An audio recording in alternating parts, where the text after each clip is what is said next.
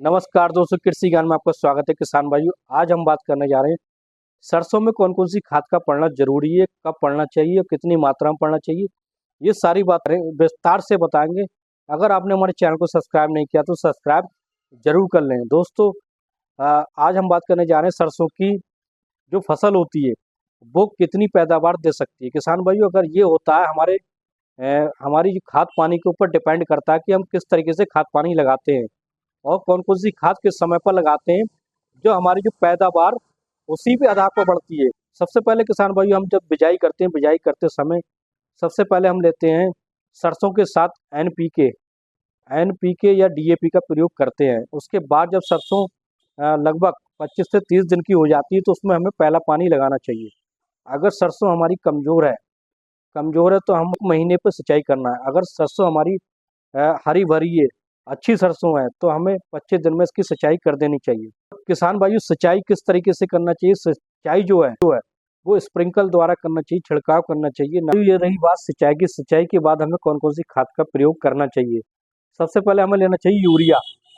Urea हमें लेना लगभग 30 से 45 किलोग्राम प्रति एकड़ के हिसाब से। उसके साथ हमें लेना सल्फर WDG 80% WDG वाला, लगभग 1 एकड़ में 3 से 4 किलोग्राम। और इसके साथ हमें ह्यूमिक एसिड 98% वाला।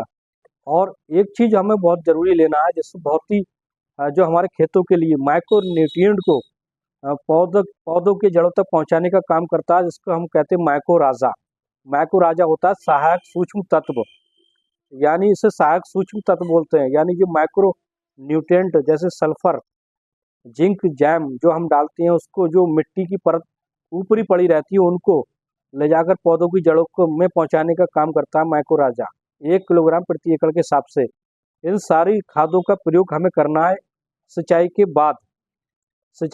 हमें इसका प्रयोग करना है। इसके बाद किसान भाइयों, एक ऐसा रिजल्ट आएगा जो हमारी सरसों होगी सबसे बेहतर, सबसे अच्छा उत्पादन देगी। एक स्प्रे लास्ट में हम और कर सकते हैं 05234 NPK 05234 फल फूल आने लगे तब हमें एक स्प्रे और करना है NPK 05234 की, जिससे जो भराव होगा, दाने के भराव अच्छा होगा, तना जो होगा मजबूत होगा। इसलिए जो किसान भाइयों, इसकी स्प्रे के बाद जो हमारा सरसों का उत्पादन होगा, बम्पर उत्पादन होगा।